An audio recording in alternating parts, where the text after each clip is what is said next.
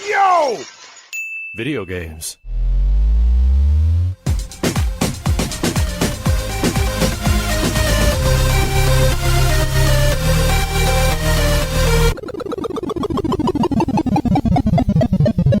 What up, dudes, and welcome back to the YoVideogames podcast. I'm Matt. And I'm Andrew. And once again, thank you to all our generous patrons who've kept us going for almost 500 episodes. Yeah, if you're interested in becoming a patron at any level, please check out patreon.com/YoVideogamespodcast. Dude of the week is Kratos21.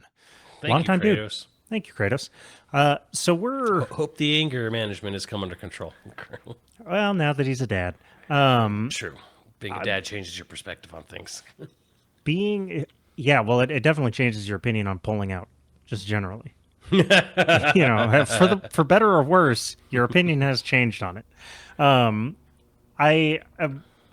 Speaking of pulling out, GTA 6 moved its release date, and GTA 6 pulled out of 2025 like it was a bad idea, and like a condom broke, and just decided to splay it all over 26. So my question is, does that change the calculus for a bunch of companies that were sort of crapping themselves because they thought... Yeah, and so here's the... Well, I mean, Schreier's already talked about it. It's actually had like differing effects on differing people, because some people are freaked out on the financial side because they're like, oh, well, this screws our whole current fiscal year.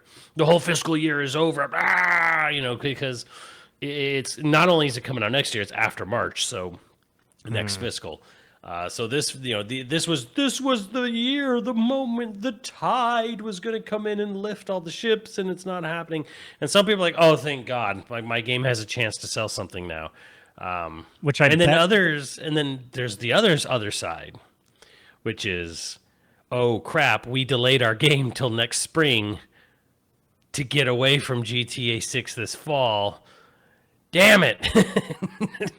But like Borderlands, they could move, if it's done, they could just move up release. Yeah, well, then you have to start wondering, are people going to start scrambling? Are they going to start like crunching and rushing to like get it out before May 26th? So what do you expect from the next 6 months, the last 6 months of 2025? Because my load's blown. Doom Eternal's the last thing that I was really like. Microsoft had such a good first 6 months this year. They had an incredible run with Avowed, an Oblivion remake, South of Midnight, Clair Obscur on Game Pass, Blueprints on Game Pass, and now Doom: The Dark Ages. And then they had the Indiana Jones come out on PS5 in March, but it came out last December on Xbox. Yeah, still a great run for them. So they're just having a good old time right now. But what is the next 6 months? Because all we know about really is Ninja Gaiden 4, which, okay, that looks cool. I'm still excited for Ninja Gaiden 4. Why did I think that came out already? Because it was announced in January, and then Ninja Gaiden 2 came out that day. Remember Ninja Gaiden 2 had the shadow drop. And then there's Ninja Gaiden Ragebound, which is the 2D game that's coming out in I think August or something like that. Right, we had the running joke about how much Ninja is like a Ninja Gaiden cinematic universe. Oh yeah, definitely. And yesterday there was a trailer for Shinobi Art of Vengeance. Yes. Which Streets of Rage 4 devs Lizard Cube. Holy God, I did not know how much sauce is going into that game. Combat wise. There's way more intense combat, more thought out, getting in there, like combos and launchers and stuff in a Shinobi game that looks incredible. There's incredible hand-drawn artwork. You're the second person I've seen that's all like, but in a Shinobi game? And it's like, well, yeah, back in the day, Shinobi was the hard ninja game. It was. It looked sick in the combat. Combat wasn't. Combat was just kind of like, you hit thing a couple, you throw... And you jump over the thing. But it was very cool at my age at the time. Oh, for sure. Shinobi was always considered like the really cool hardcore ninja game. And if you played Shinobi 3 on the Genesis, which looked incredible, For the Yes. system at the time, and graphically, and like it was everything a 12-year-old boy loved. It was like you had ninjas, you had jet skis, you had cyborgs, you had robots, you had Death Stars, you had You had guns. lightning that hit your sword and a wildcat roaring when it Yeah, happened. exactly. You had cool magic I'm spells. in. And there were mutants. There was everything. The game had everything. Everything a 12-year-old boy like craves was that was Shinobi 3. So I'm really glad to see that Art of Vengeance is like, well, what if Shinobi 3 had incredible hand-drawn animation, looked like Ninja Scroll? Okay, let's go. It probably, yeah. Speaking of Ninja Scroll, I just rewatched the original one recently. Oh, really? Uh, yeah, I'm doing a whole lot of Great anime, but it's animation. yeah, yeah. I mean, well, a lot of the early that was late '80s, right? Wasn't Ninja Late Scroll early like 90s. '80? It was right at the end of the bubble economy in Japan. Yeah. So I mean, amazing animation. The story sort of Whatever. fine. Yeah. It's I mean, it's it's like an old video game plot, like a Super Nintendo game plot, you know. well. What's funny is I don't know how I didn't know this, given that I went to school for writing. I've been writing for much closer to 20 years than I want to admit. But like, there's a whole. It's their own plot format. It still follows Rising Action, and it's still very similar. It's very similar to a 5-act structure, but it's a 4-act It's a structure. 4X structure, yeah. And so, They're big on that in Japan. yeah, and their act structure is entirely based in emotional investment, not plot. Yeah. Like, yes, the plot fits into this structure, but the structure is based out of about emotional turning points, not plot turning points. Yeah. This is completely opposite of how a Western story would get plotted most of the time, or at least how I was taught and how I've always done it. Is like, Nothing about nothing. Well, even in modern day, like anime and aesthetics and modern day cinema, I don't think they would make this movie today in today's time. It's just no, probably not.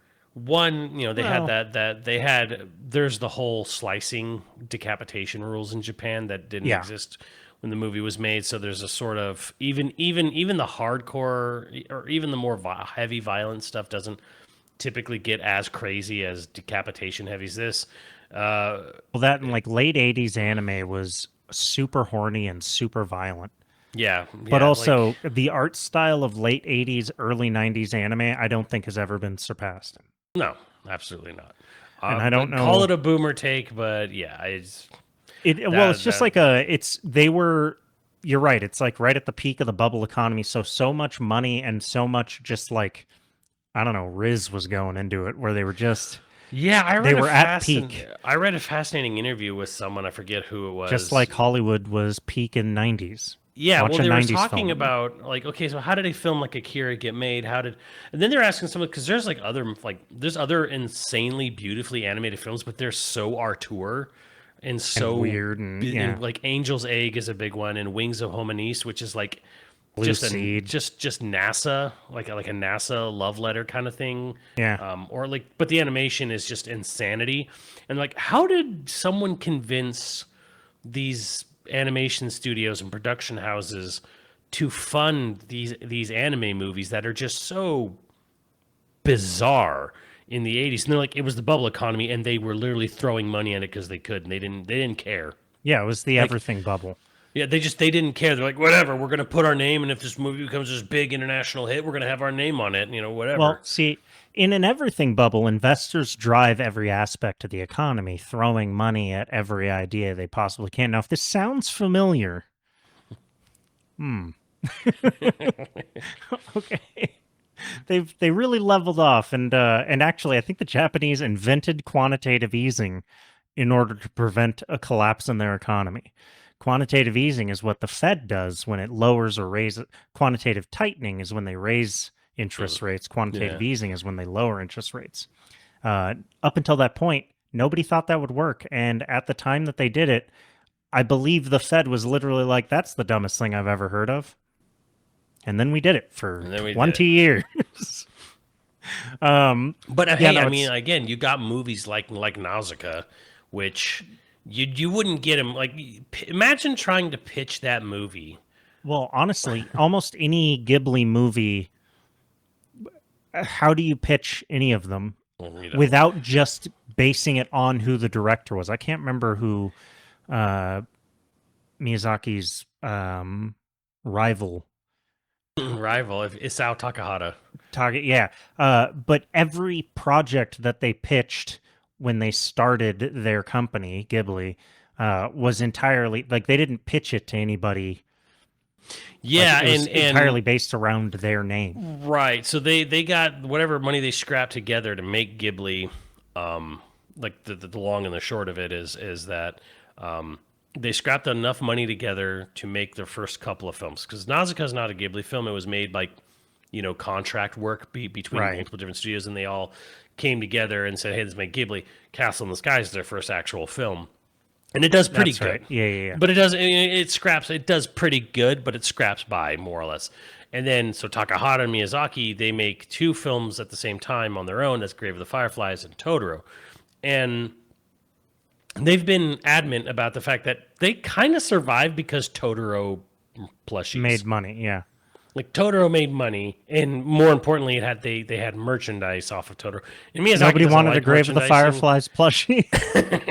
Right. Dude, they sell the freaking fruit candy tins in Japan. I'm not even joking you. Really? Dude, I've seen it. I'm like, oh my god, that's depressing. Yeah, like how do you not just cry? Maybe that's they just want to feel deeply. They just want to cry. But I'm like, oh my god. Well, yeah, sure.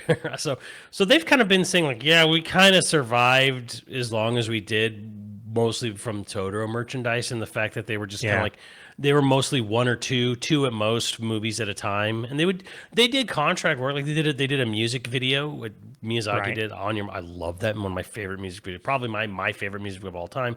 And there was a funny anecdote where they're like, oh, how did the Boy and the Heron come? Why is it taking so long or whatever? And they're talking to Toshio Suzuki, the producer of all their films, and he was like, oh, how does Miyazaki feel about streaming his films? And he's like, he doesn't even know what it means. I just told him this is how we're funding your next film. So, Yeah. he's like, he doesn't really know. I've tried to explain it to him, and basically it just came down to the fact of like, it said if we want to get funding for our next film, we have to we sell streaming rights. And he's like, all right, fine, whatever. He's like, you take care of it then. Did you watch the documentary on the Boy and the Heron? Yeah, it's great, isn't it? It is Fascinating as hell. It's great. It is also incredibly sad, and it also paints Miyazaki in such a way that I never thought of him before. No, but It paints him The fact- neurotically, but also like sort of lonely. right, yes, there's all that, but I just my favorite part of that was when Miyazaki won the Academy Award for Boy and the Heron. He was taking a shit. Yeah. Yeah. What was Amazing. going on? Everyone in his studio was watching the international feed all huddled together. Miyazaki was taking a shit because you won. He's like, oh, great, cool. It's like whatever. It's like, oh, that's like. It really felt like a load off his shoulders. It's like, see, your second Oscar for your film. How do you, where were you? I was in the bathroom. I was in the car taking a shit. It was a wildly sad. That was a beautiful moment. It was a beautiful moment in an otherwise somewhat sad documentary. I really love my favorite moment of that whole documentary is when the little kid recognizes him and he gets like such a kick out of the kid Yeah. knowing what Ghibli is. Do you work there? And he's like, yes. No, but okay, but if you did watch that documentary, there's a moment with Takahata that you brought up, and I feel everyone needs to watch it, where he's arguing with Suzuki and gets mad at him and gets mad at the cameraman being there. Yeah. Where he's just like, I don't think I don't think, because he's basically telling him like, you have to get the movie out, you have to like, you're gonna have to compromise on some stuff, and he's just like, you can't make a great film, like this. He's just like, I think we can. He's like, no, you can't, kind of thing. Like, Yeah. like I forget the exact exchange of dialogue, but he basically, there was just something along the fact of like, oh, we can we can do this with like the studio mandates, you know, or we could do this with like the time crunch, you know, with our contracting partners. He's like, no. He's like, you can't make a film. You can't make a film like that, or you can't make a movie. It's the triangle, right? Right. You can have speed, quality, and what was the other one? Price. Price, cost. Yeah, Speed, cost. speed, quality, and cost. You can have two, but you can't have three. Yeah, it can be cheap and good, but it can't be fast, or it can be fast. Yeah, and... I think that was what he's arguing about. He was saying like it was costing too much, and he wanted to speed it up and he wanted to reduce the cost. And he's like, you can't get a good movie at this. Well, speed I don't know if it like, you know, I'm sure there's someone who's more of a Japanophile who would know this than me, but so much of like Japanese culture seems to be about controlling perception, like outside perception. And so to see this moment in here where someone loses their cool, Yeah. and like, you know, even throughout the rest of it where like Miyazaki's trying not to show emotion, part of the reason why it punches so hard later is like even he can't stop it. And so it feels 10 times as like deep or deeply felt. And here you have like this, and like he's a little guy. He shouldn't be intimidating, but you can tell that like you can feel the cameraman's butthole tighten up. like just like, oh, yeah, I'll get out of here.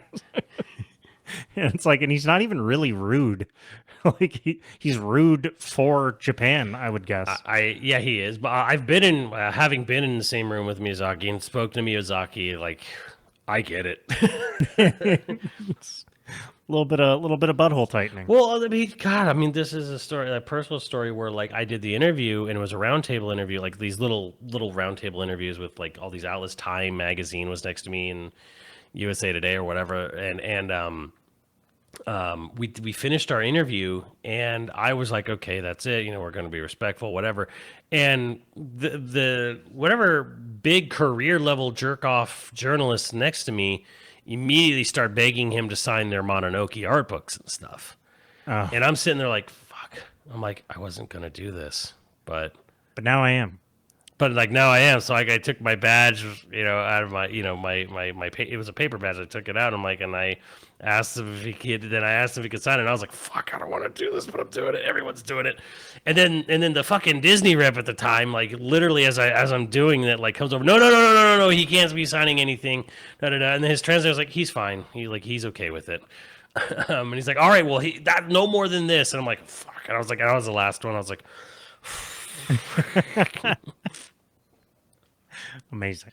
So, but yeah, that was like the hardest thing because I'm like, first of all, I have to sit here and ask him. I'm like, I'm going to try to ask him a question, you know, he doesn't get normally, and everyone else is asking.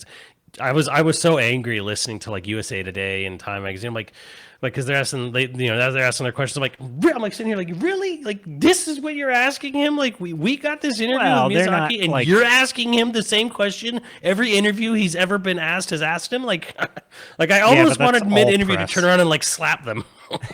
Unfortunately, that's all press. Every time you see like an actor or a director being annoyed or like overly bored or not engaged in a press, just remember they've heard that question 80 times that same day. The way they do press junkets is like it's just back to back for hours. They try to get them all banged out in a day, or unfortunately in some larger cases over the course of a week.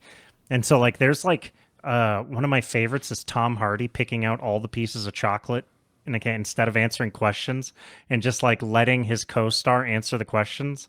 And I can't remember who his co-star even is. I just have this of him bored and digging through the thing and not answering any questions directly said to him. And it's like, maybe it's like Chris Pine or something is answering the questions for him. I can't remember who it is, but yeah, it hit me. I was just still like, I can't believe you're asking these questions. Like, you're never going to be possibly interview this man ever again in your life, and you're asking him the absolute. No, where do you come up with your ideas? I was like, what are the odds that they are even fans at that point? Is the thing about it. It's like, well, clearly they were because of how they acted after the interview concluded. But I was just kind of like. I was sitting there like, oh, I can't believe you people. You disgust me. You disgust me. Otaku. I totally took us off Off topic. No, But we're where talking do you- about anime. It'll be fine. Everyone loves it. By the way, Isao Takahata, and here's the thing. I've never been more mad. I still stew on this to this day. And I remember sharing it with you when I found out. I think we were even still recording the podcast. When I found out that Isao Takahata's follow-up to Grave of the Fireflies was going to be a movie called Border 1930. I think it was Border 1939. And if you look up like the history of that canceled film, I've never been more mad in my life. right. That a This is film the one that like didn't he get couldn't made. get any support for it. Because of I believe it was Tiananmen Square or some other major historical event that happened. Right. And they basically were like, "Ooh, we're not gonna do anything that even though it's a historical period piece, but would be it would definitely be like it would have tensions." Right. Regarding I remember seeing a blurb that it was because it didn't paint the Japanese government of the time. Right. very Well, no, well. his whole point was that he was concerned and really worried that Japan was ignoring or erasing what they had done Right. during World War II, which became 100% true. And he was like, "You need to know what we did as a as a military force to Korean Peninsula and what they're Right. not telling you." And because it's South Takahata, it's Miyazaki, they're always anti-war, and it didn't even seem like the movie was necessarily. I mean, the first half of the movie was definitely not going to paint the Japanese military in any particularly good light on the Korean Peninsula, which nor should it. but but Especially not of that time. yeah. But yeah, They well, were okay, they so were let me- consistently going rogue, from my understanding. It was Yeah, like so the Japanese military was consistently ignoring the wishes of the emperor and basically Right. had him boxed to where it was like the only reason he wasn't getting overthrown was their own nationalist ideals of being loyal to the emperor, but they were sort of keeping him politically boxed in so they could do whatever they want. Well, so the plot of this movie is Not that I'm an expert, I could be completely wrong. it was I forget the main character's name. Main character is a soldier who gets transferred to the Korean Peninsula in the 30s, and he finds out that his best friend, who he thought was dead, or KIA, is actually joined a rebel cause, Right. who's fighting back against the Japanese occupation. And then there's some altering event where he either gets killed or like gets basically like the military like let him get like walk into like a death trap or something like that. I don't forget what the exact. There's a moment where he gets captured by the rebels, and he finds out his best friend's alive, and then his best friend is telling him like. Then his best friend is showing him like, you don't understand what we're actually doing here. What is that? What is the Japanese occupation actually doing to the citizens here? And it's like, oh, he has like this shocking, eye-opening revelation about it. And then he tells him like, I need you to do something. I need you to escort this girl back to Mongolia. Right. So I the remember whole this, yeah. second half of the film is basically about how he has to hide and go incognito, travel at night or hide around in the day, go from the Korean Peninsula into the steppes of Mongolia to get this girl back to her family, and out of Japanese occupied Korea. And then it's like the whole thing is like they were going to bond, they were gonna go through like a whole lot of traumatic events, getting there, surviving. It's like half survival, half spy, kind of thing. And then it's like, yeah, the whole movie's going to end with he has to say goodbye. At the end when he does, get back to get her to Mongolia, and then he has to come back and then think about what am I going to do with my life, coming back Right. as a Japanese citizen soldier. I got into a back to this front line. conversation about war films where somebody was positing the position, or they were saying basically like war films don't work because all war films accidentally glorify war. And I was like, you've never seen Come and See, or you've never seen Grave of the Fireflies, because both of those movies will convince you that all war is pretty horrific.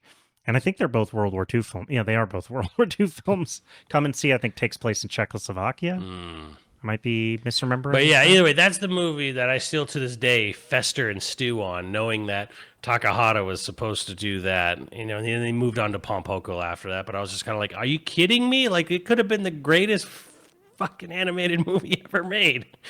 I was like, I'm still mad about it. I'm still angry.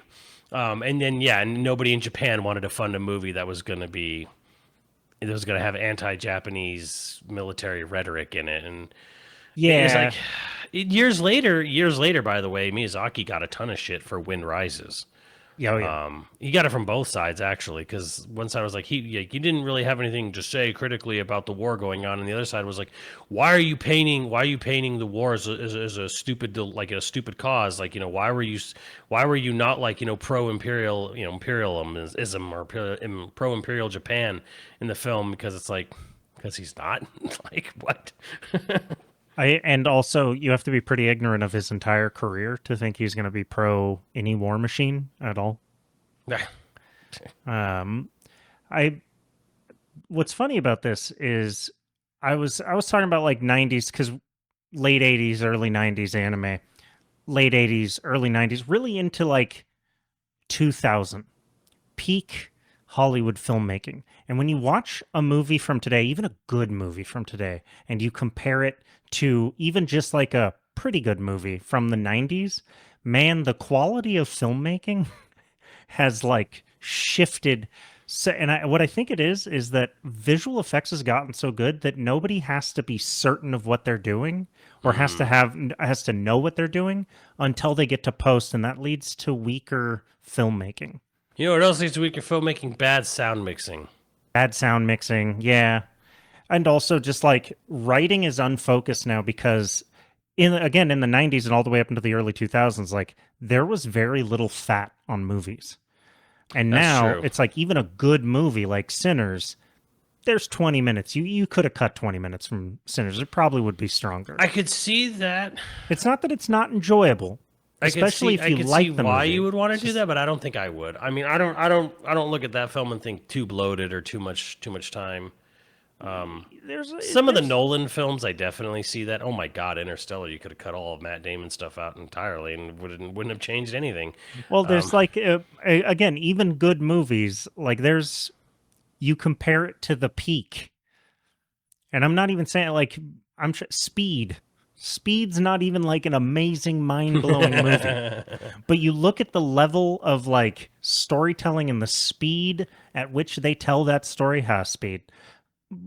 It's just like, oh, Well, we've lost something here. Kind of is a little bit. I think people are a little too afraid now of being a CinemaSin, of being like someone pointing out something. Oh well, you did this. Oh. No, I don't think it's that. I think people one, it's sort of the same otaku problem that like anime has, where it's like people who grew up on movies now want to indulge in movies. They didn't have to go through the same like they didn't go through the same gauntlet to get to where they could afford to make a movie. Because things are shot digitally now, you can shoot all the things you want. It didn't cost dollars per minute to shoot a take. So you have 100 takes, that sucks. But, 100 takes is 100 takes. It doesn't cost any film. But like back in the day, you have 100 takes, you're really costing the production a lot of friggin' money. Yeah. Like there's just no time to waste because there's no money to waste.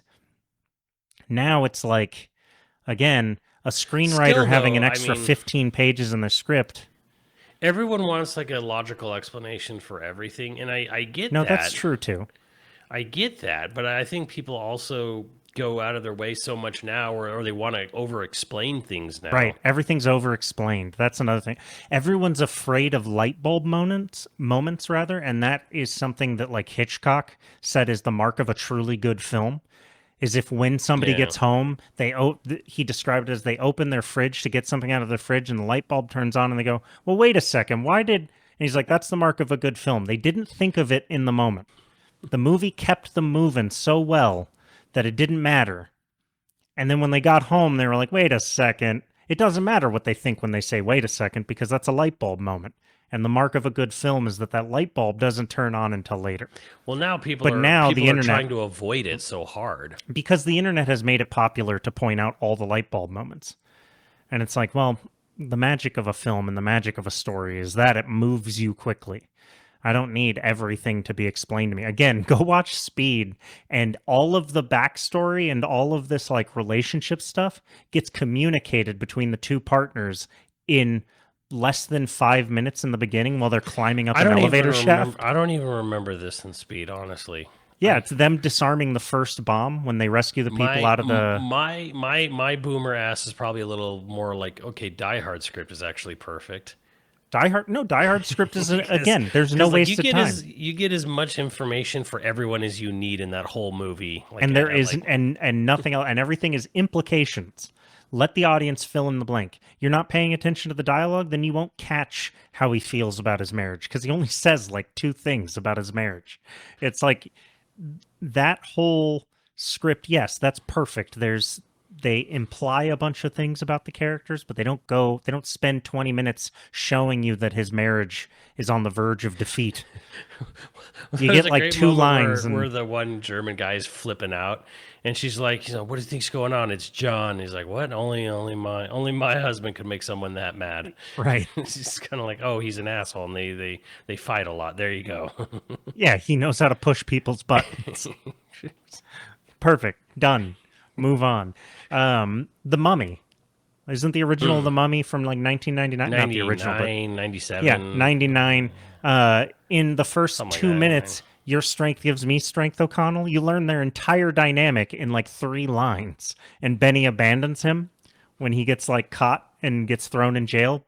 But Yeah. you see he's in the French Foreign Legion. You see that he's at the place. They don't say like, oh, this is Hominoptera. No, they just fucking, there's like a line that says Hominoptera, but they don't go like, oh, we've been searching for this for months. Oh, look at us going through the desert and fighting our way to this. No, they're in a fucking battle. They're at Hominoptera. He's been there. He fought there to get there. And this guy's an asshole who abandoned him. Move on. Like, so fun, so good. Great. Today, if they made it, there'd be like a 30 or 40-minute buildup to get to that Right. point. Yeah. There'd be this long-winded explanation for it. Which... When they did the remake of The Mummy with Tom Cruise and you saw that? Jake, fuck, what was his name? Jake. He's from The New Girl. They do that. They spend like 30 minutes establishing that they're both soldiers. Oh my god, really? Yeah, I it's need to watch like, it 'cause I just come on. Just come on. I mean, even like lesser films, like you said, like Stargate, like it moves really fast. Oh yeah, Soldier. Soldier, with Or is it both with Universal Kurt- Soldier? Are you talking both with Kurt Russell? Kurt Russell. Yeah. It's Soldier. Or it's Universal. Soldier is it's, if you haven't seen it, it is a 90s sci-fi film starring Kurt Russell where he plays basically John 117 from Halo. He's a Did super you know soldier. that movie is in the Blade Runner universe? Well, it is connected because the writer references Blade Runner, but it's not. It's not. It's not official. It's supposed to be the same universe, but like there's no connection. It's just there. Yeah, there's like one reference point in the movie, I think. Yeah. So if that's supposed to be like it's actually the same world. He's one of the off-world soldiers, right, and his character is literally John 117 from Halo. Oh, it is. It is, and he's decommissioned because he's too old, and they have a new batch of super soldiers, and he gets thrown away on a literal garbage planet. Yep. And you learn so much about the world just from him getting thrown away. And then the new soldiers are going to get blooded by killing the refugees that have been hiding on the garbage planet because nobody cares about them. So they're going to test these new super soldiers, and they run into the old super soldier who goes absolutely ham on everyone's ass. And like he is this emotionless, he's learning emotion, but he's this emotionless killing machine that doesn't have any of his gadgets. But because he had to learn all of his powers or all of his skills versus these guys that got programmed with it. He's like, there you go. That's a 90. I think it's only like 90 minutes. Maybe it's 2 hours. Movies are like 90 minutes. Like but it's like there's no wasted time. If you look at like say the plot of like a Stargate, like the original movie, like the Roland Emmerich one, like you would never in a million years think you could fit that in 90 minutes, but they do. Right, because 10 minutes is all you get before the. 10 minutes is all you get for setting everything up before the inciting incident, and that's we've just look at how far we've fallen. We have whole first acts that we have whole half of movies where you don't know where the first act ends, where you're just like, where's this go? I feel like Stargate was 2 hours exactly. Yeah, it's 2 hours exactly, but it's just got like loads in it. It's the first Blade. Go watch the original Blade and see how this next one, yeah. and how much is just. Go watch Demolition Man. Go watch Demolition Man and That's just some see cheese. but see how much is just absolutely like packed into that. It's just ridiculous. And the world building in it is sprinkled throughout, and yet all the world building that you think happens in exposition doesn't even really happen in exposition. There's just all this crazy Demolition stuff. Man is like it's almost like a platinum game Oh yeah, it's level great. of like cheese good or time. whatever. With the way it delivers, just I don't know, just everything. This is Rat. Pretty good. Not bad. Best burger I've ever had. But yeah, this is a long way of saying that the next 6 months are looking sort of quiet, actually, because Yeah, so here's the funny thing about the sort of gaming side of things here. And now that we talk a lot about anime and other films, I think it's funny. Nintendo is the most known. Like, we know what they're doing. We know what their year looks like. yeah, well, they never make anything a secret, but this year they really kind of like tossed it all on the table. Yeah, well, it's also because like you had some holdovers too, where it's like they held off on the Switch for so long, and the longer they held off, means like the longer they're holding off on their game announcements. Right. I'm still a little whelmed, maybe underwhelmed a little bit by it showing, because like after Donkey Kong Bonanza, like it kind of feels like, so what's your next big game, killer app for your system? And it's like, okay, like DLC for Mario Party, DLC for Kirby, cross-gen Metroid, cross-gen Pokemon. These are all big games. These are all names, but like I'm talking like what is on Switch, only on Switch, not a DLC upgrade to a Switch game I already own or another Pokemon game I would be caught dead buying. Well, but they've only really announced big stuff through what? The first quarter of next year, right? Well, is yeah, like the exactly. farthest they've gone. The only, well, funny enough, we know more first party Switch 1 games next year than Switch 2 games. But yeah, because they're not giving that up. Because I think they're smart to not. They are give smart. It is very smart to do. We that, are staring down the barrel of I think a fairly serious contraction. Granted, I don't think anyone's going to run out and buy a Switch 1 because of Tamagotchi Life or Rhythm Heaven. I'm not knocking those games, but they're not selling systems. No, no, but I do think that I think they're going to be very happy to keep. I think less people are going to buy a Switch 2 now than were going to when it was first announced. I think I think we won't really know that till next year, because I think the allocation units for this year will all sell out regardless. Yeah, I just think that the volatility has sort of made people like when I say that we're seeing a contraction, I mean I think like just generally Microsoft just announced 3% of its company is getting laid off. Like I just think there's less money going to be spent on entertainment this year. I mean, a lot of people, myself included, are like, well, why are you buying a Switch 2 now with us? I'm like, because it ain't going to get cheaper. Right. Because if I don't get it now, it's only going to go up.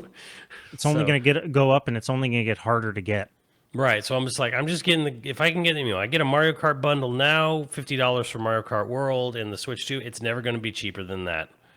And I mean, the last 5 months have been a hell of a 4 years. We still got 3 years to go. So yeah. So it's like, who knows? But I mean, like, here's the thing. Honestly, though, if you are, say, a Switch 1 owner or just someone who's like, maybe I'll just get a Switch Lite or something, you still got games. You got Metroid Prime 4. You got a new Pokemon. You got Tamagotchi and Rhythm Heaven coming out. And then you have the entire Xenoblade quadrilogy and all its DLC to play on the Switch 1.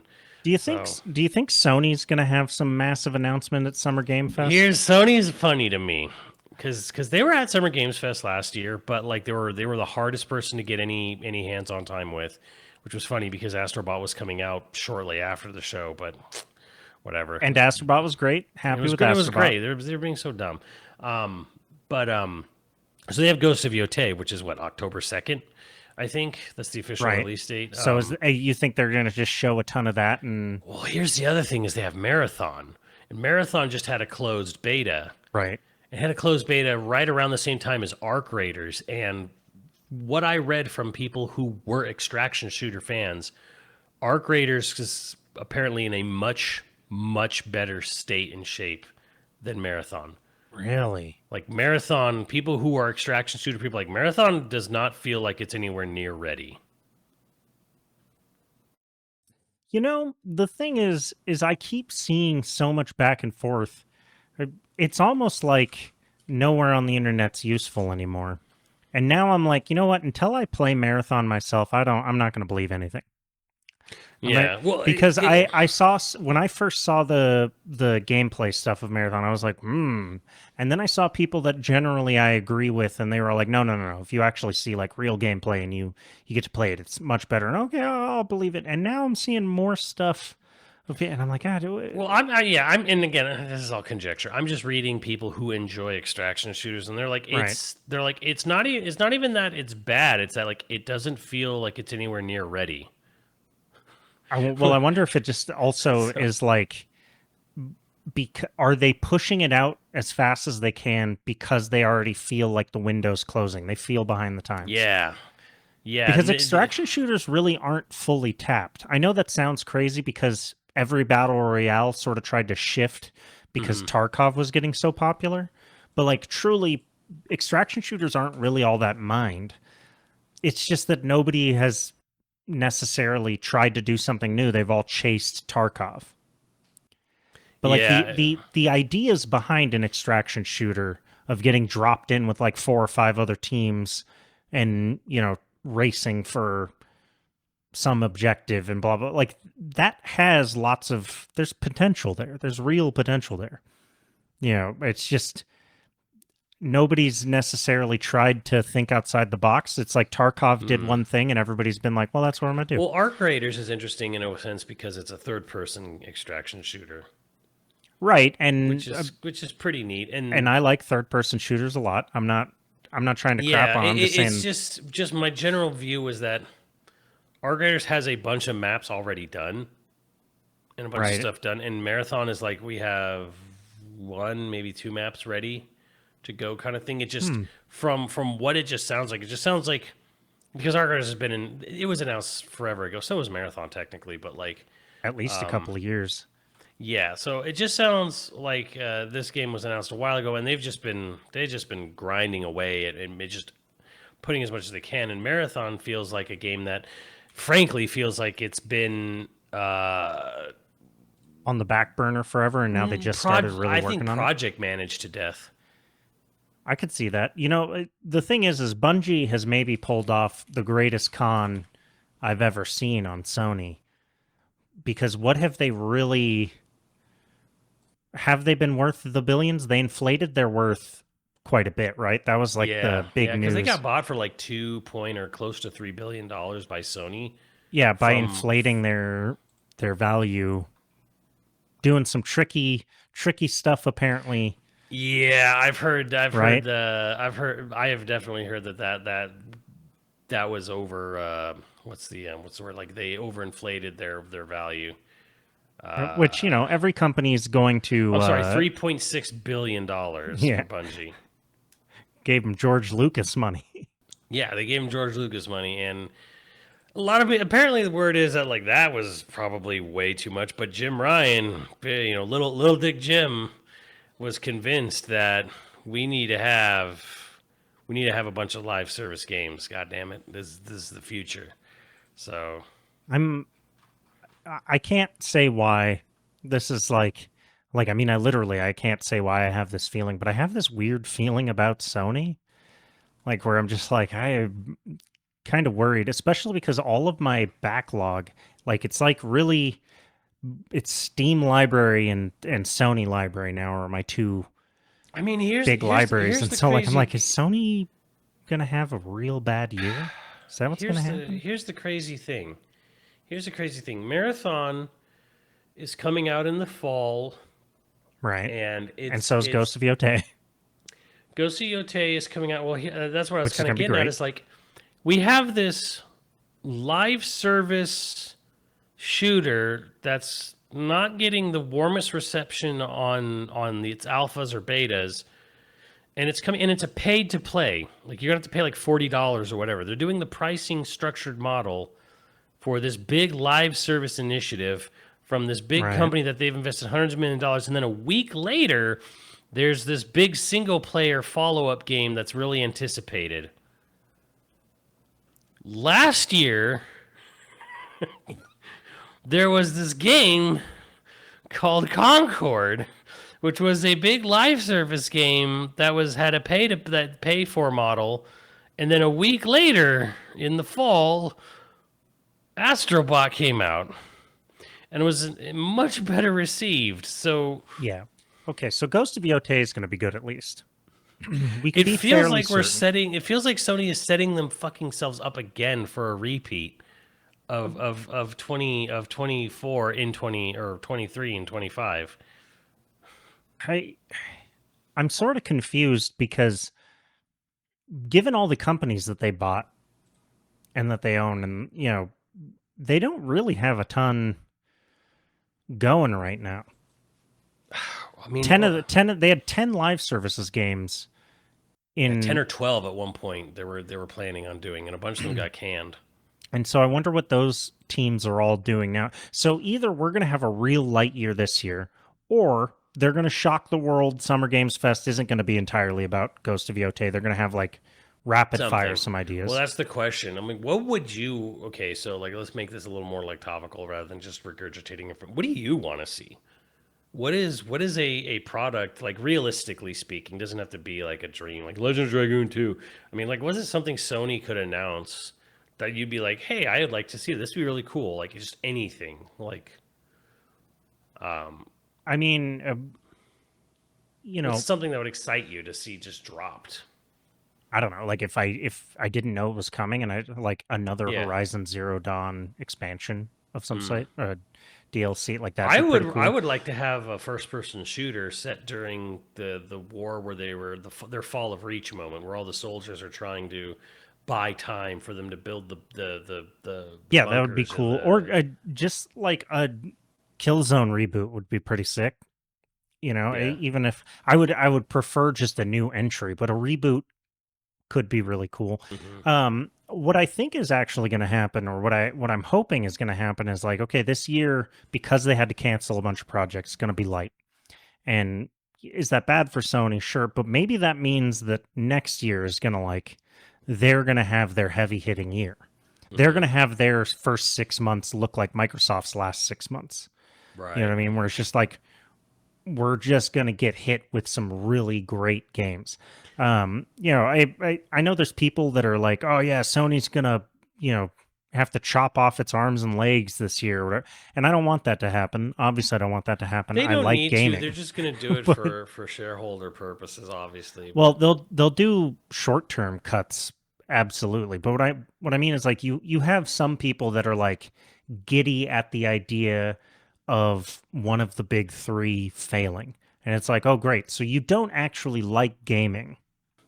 Exactly. Like, I don't want anybody to fail. I find it funny when Sony's been resting on its laurels pretty heavily the last few years. Yeah. PS5 is like the ultimate resting on their laurels console because they haven't really pushed anything yet.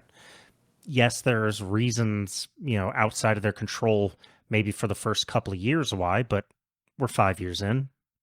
I don't know. You could, we're 3 years in? For PS5? Yeah. 5. PS5's 5, right? Yeah. Yeah, 5 years this year. Earlier today, a friend of mine I was texting was like, "Oh yeah, but PS5's only really been going for 3 years because the pandemic pushed everything back." And I was like, "I don't know if that's true." And because of that, now I keep thinking 3 years instead of 5. But it's I mean, you got to look at it. We had God of War Ragnarok, we had Horizon 2, we had Spider-Man 2, we've had Returnal. We've had games on PS5 that were they just weren't truly exclusive, except for Spider-Man. Spider-Man 2, yeah. Spider-Man 2 is everything else came out also on PS4, and so it's okay. I can understand why somebody would say the PS5 hasn't really been around for 5 years. Well, I mean, that's perception, but that's not even reality because right. COVID hit, and that means that the games that were coming out in 2022, 2023 got impacted in 2020. Right. This is all a long way to say, like, I don't have any desire to see Mm. Sony collapse or something. I have maybe two, maybe three wild things I would like to see from Sony. Like next year, Um, or all of they're going no, to announce it. just Oh, okay. announced, just announced. Like number one, I'd actually love to see a return to a new Jack and Daxter. Not it doesn't have to be made by Naughty Dog, but just um, take the success of Astrobot and realize there's a market for 3D platformers, and do a good proper Jack and Daxter 4.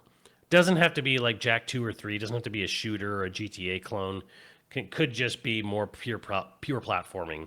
That'd You be could have cool to some. see more on Naughty Dog's new game too, though. At Summer Oh, Games Intergalactic for Yeah, sure. yeah, that'd be cool to see.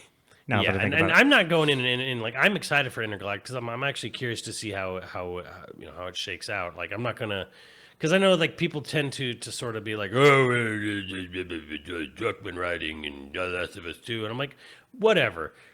They're making a different game in a different genre and a different style.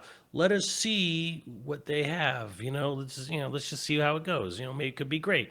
Although, But I'd man, like to that see. show's petered out. I'd love to see new Jack and Daxter. Number one. Number two. I would like to see a crazy return to Mark of Kree, Rise to Mark Kasai, of Kree. which was a sort of in a world where shows like what's that one with J.K. Simmons, Invincible or whatever. Oh yeah, the Invincible Right. comic. So Yeah. so it's a violent show, right? We live in a world now where R-rated animation is accepted. Now we had a Killing Joke, animated. We had that show with J.K. Simmons. We've had multiple other things, right?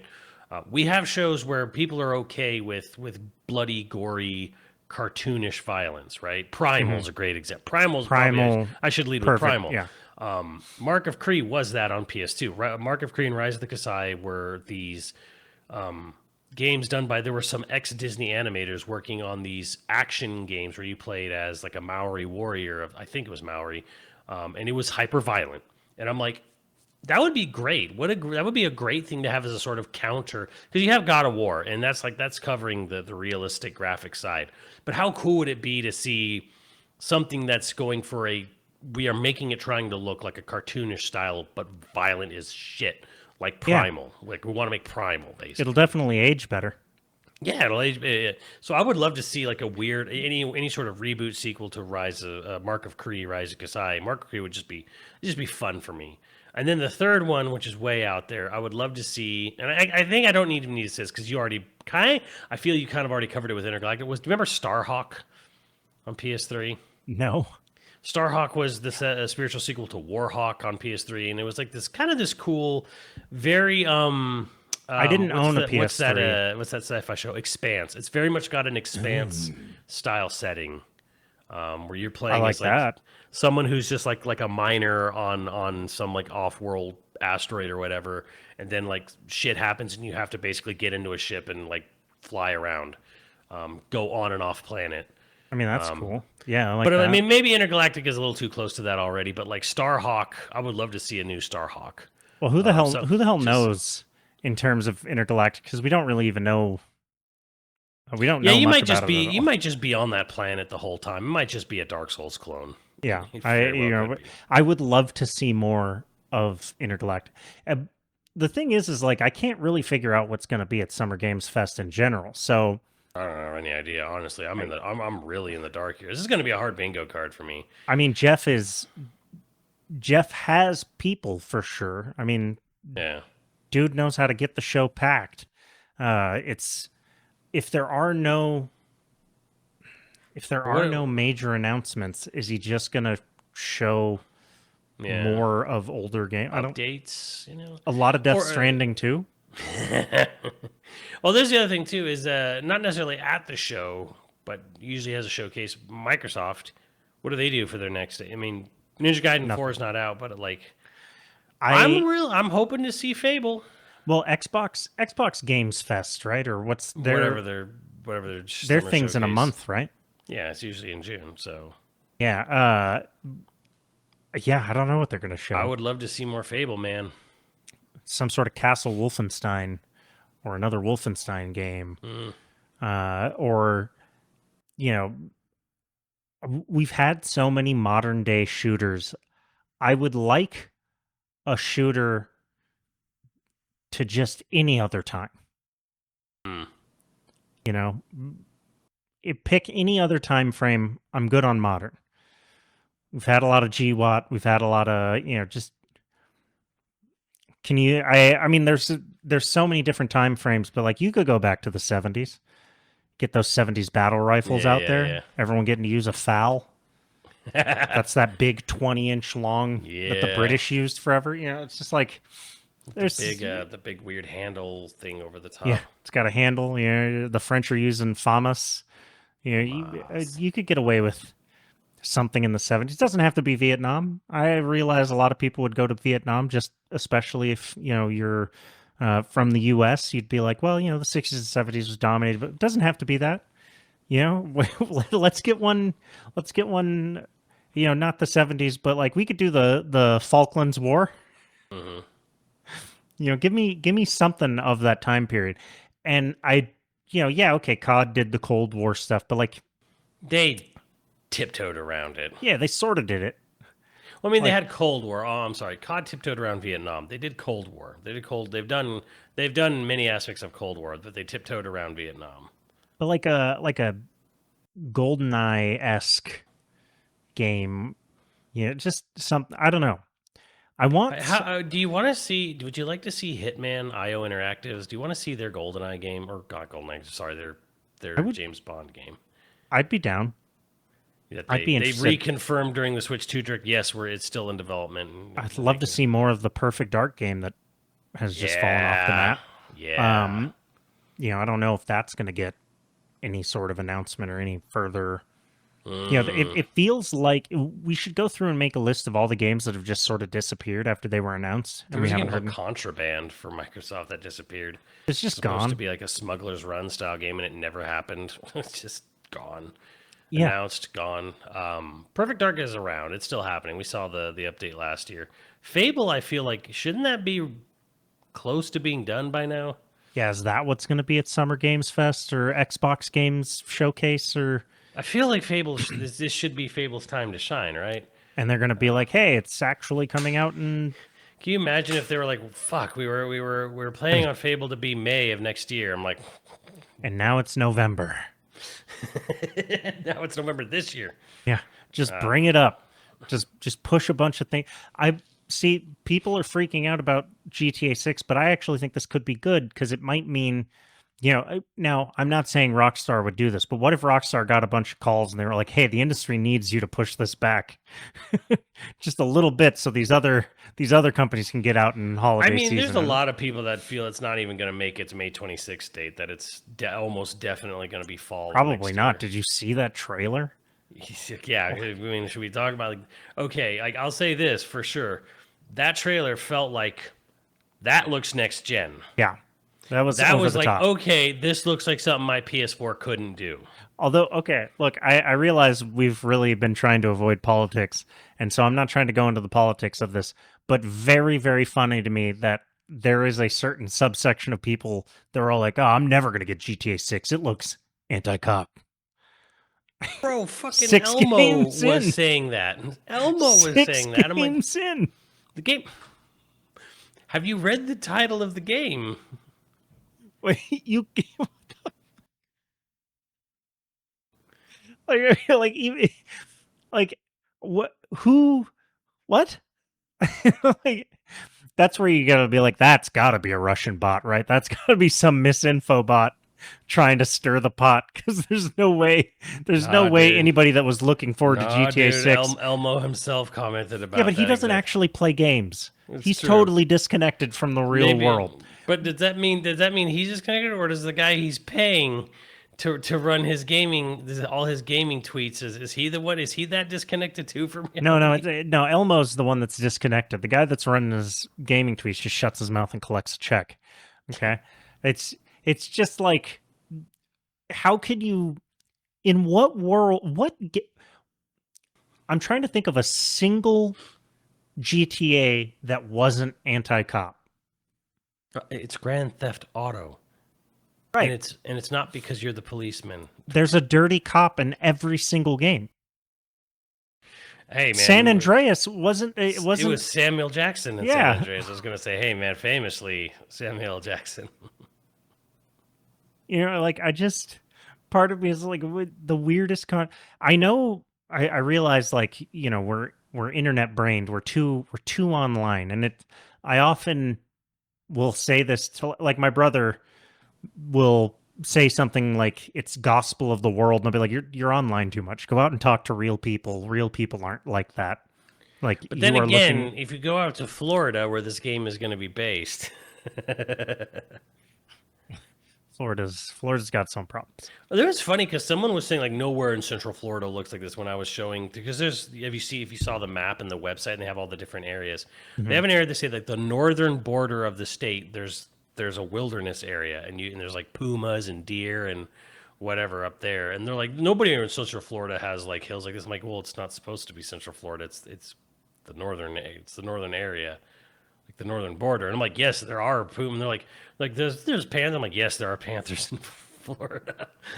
Like, But also, it's a fictionalized version of the state. Like it's well, not. yeah, but it's crazy to me though when you look at those screenshots and you look at the different. There's like 6 different areas, and I'm like, there was this game made by Avalanche, the guys who they've done a bunch of other stuff like Just Cause or whatever, and they made this Hunter Call of the Wild game, like a Mhm, really really graphically intensive hunting game, right?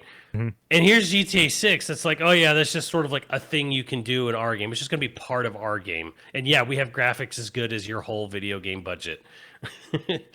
Like I'm like, man, that's almost got to be heartbreaking knowing that more people are definitely going to play this to go hunt deer in GTA 6 than in Hunter Call of the Wild. I'm like, The thing is I'm not even necessarily the target audience for GTA 6 anymore because I oh, didn't I'm I not at didn't all, play but 5 all that much. bro, when I saw that thing of the scuba divers and the sea turtles, I'm Right. like, It's oh, hard not to see something and be like, oh my god, this really is. you know what? Maybe, because, and I'm sitting here talking about sea turtles and scuba diving, and the whole rest of the internet is like, "Did you see that ass?" Yeah. Like Well, I mean, but also yes. That's why it's that's 200. all people can fix it. There was a brilliant skit. That's done why in it's the a first 200 trailer about gigabyte that. game. It's all ass. Okay. Uh, No, if you okay, watch true do you high want to? quality anime, you would know that tall girls with big asses are the immediate draw for all real men. Want to know the most depressing thing about it? Truly, though, is God, I lost my train of thought here. Um, just pick. I'm The sorry. most truly depressing thing about GTA 6 is that GTA is supposed to be satire. And Yeah, it's not even satire it's anymore. not anymore. No, it's transcended. It's gotten too It's serious. it's GTA is no longer satire. It's just a fucking mirror. Yeah. Well, it's sort of like how you know, Heat. When Heat first came out in '95, also Yeah. peak '90s movie. When Heat first came out, I remember it being talked about like holding up a dark mirror to like, hyper masculinity. And now it's almost sort of laughable because the hyper masculine guys would be like it would be funny in this day and age if you had those characters come out. Still a great movie though. But like now it's sort of laughable the idea of a person being like, yeah, if you can't throw away the person you love in 30 seconds flat. You're like, okay, come on. Like, although both of them do it. Both of them do it. Val Kilmer and actually I don't want to ruin it. If you haven't seen Heat, you should. You should go see that. True. It's better than Scarface. It's Really, Andrew, Heat. you should be careful saying that. You might get in trouble. No, Heat and Scar. Look, De Palma is a king, but I have never necessarily. It's hard to say because I do like De Palma. He's insane, but I do like him. But like Scarface and Heat are like that. Like every everyone falls into two camps, or I guess you would say Scarface and Godfather were the two camps. Like either you really Yeah. love Godfather or you really love Scarface. But like Heat was for the longest time was also like had dethroned one of them in the argument. Oh, you like Heat or Godfather, or do you like Heat or Scarface? But it's a trifecta manly gangster film. It also explains several people's careers. And if you've never seen Al Pacino act other than Scarface, where he It could is... be weird, but I would say that if you've only seen Al Pacino in Scarface or in Godfather, you've only seen him act subtly. And in Heat, it's Max Pacino. Okay, because there's a... No, I can't do it. I can't do it because I'll have to yell, and I don't want to yell into your ears. But Al Pacino delivers the line, she's got a great ass, in only Al Pacino can deliver this line, and nobody laughs. Nobody laughs the way he delivers this line. It's amazing. Truly unbelievable. But that's a 2-hour film. This screenshot, Andrew, I just showed it to you. This is the most American Florida accurate screenshot I think I've ever seen. Ridiculous. This is GTA 6. Nothing about the screenshot is satire anymore. It's just reality. How dare you? That iguana, not realistic. Yes, it is. That's a $50,000 iguana. On that note, though, And to close things out, they definitely have expensive exotic pets getting loose in Florida all the damn time. oh, they do, and there's a lot of short-haired angry women on scooters out there. I mean, out everywhere, really, dude. Like you. This is our optimism for the next 6 months. If you want to see, if you want to see what Mario Kart would be like if it was all overweight, angry, middle-aged women, just go to Disneyland on any given Saturday. For everybody who stayed to the end, that's your final image. We've got patrons to thank, and I'm so sorry.